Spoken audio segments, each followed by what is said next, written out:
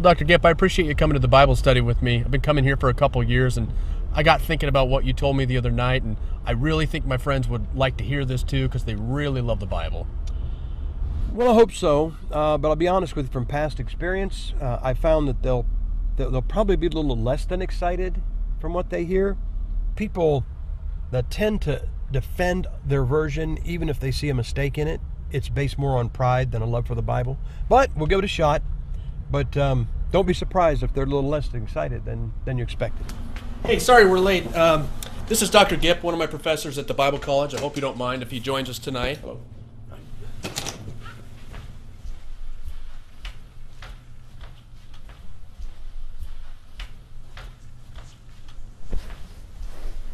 Well, hey, thanks for coming, Sam. We've just been discussing some of the miracles in the Gospels in our group, so glad you came. Justin, why don't you tell us a little bit about your friend? Well, Dr. Gipp and I were talking after class a couple days ago, and he brought up this new concept about the modern translations, and I thought you guys might be interested in it. And I don't know, maybe you can explain it better than I can. Well, guys, I am a King James Bible nut. Now, you probably heard about those, but let me tell you what that means. We believe that God inspired a Bible perfect in the original, which is probably what you guys subscribe to, but then we don't think he lost the power to preserve it and put it in our hands today. Now, if God preserved his Bible to this day, it's got to be in one of the versions. It can't be in 100 or 200 different versions. It's got to be in one of them, and we believe it's in the King James Bible. Well, aren't all the Bibles the same as the King James Bible, just without all the these and the thous? Well, yeah, that's what a lot of people think, that all the new versions are just the King James without the old language and the these and thous, but that's not actually true. They have a lot of problems. What version do you have? New International Version?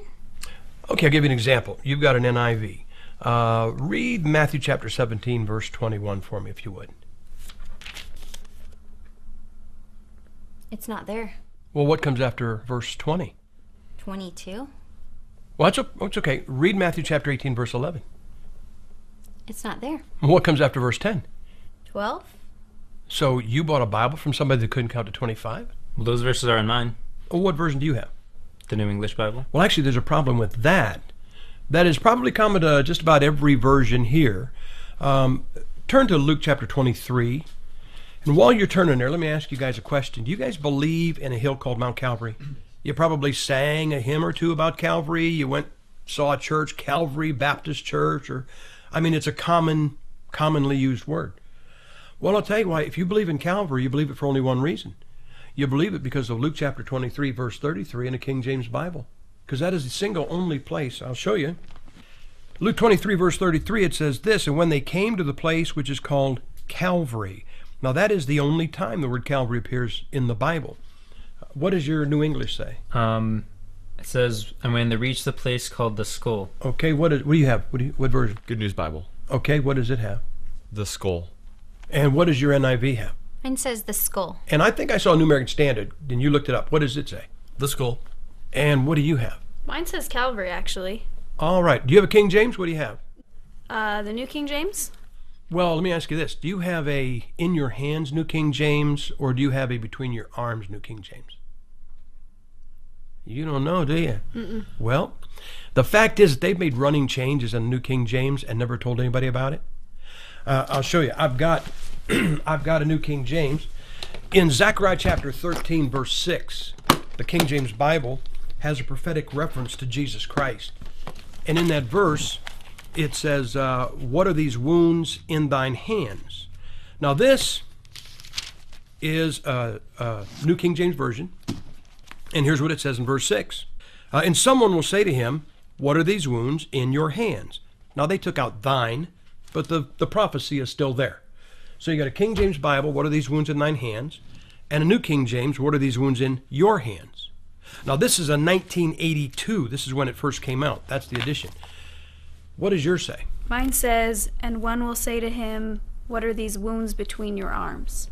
Well, you just lost a prophetic reference to Jesus Christ, and you got two New King James versions, and they read differently, and nobody ever told anybody that they were making those changes. Yeah, but I think we could agree, that as long as the doctrines are intact, that's the most important part. Yeah, but let's remember something. The Bible is not a college textbook. I don't know of anybody that says, hey, what are you going to do tonight? Well, I'm going to go home and read my college textbook. Like there's nothing else to do. The Bible is our source for preaching. It goes far beyond just doctrine. And one of the problems with modern translations is they tend to put problems where there were no problems before. Well, Brother Gipp, if I can just say something real quick, I feel like you've come in here and, okay, you've shown us some problems with our Bible and some of it's funny, and you just come in here and you're just causing division now between us when we're trying to learn the Bible together. Well, I understand the sentiment of that statement, and sometimes it is construed that way, like you King James guys are causing division, and if it wasn't for that, we would have unity. But unity is just that. Think about this. There's probably no portion of Scripture known to the world, lost or saved, better than Psalm 23 out of a King James Bible. The Lord is my shepherd. I shall not want. So even a lost world knows what that sounds like out of a King James Bible. How about we just do it? How about we just all read? We'll read from all the versions you have. We'll read Psalm 23 in unison and see how it sounds. Okay?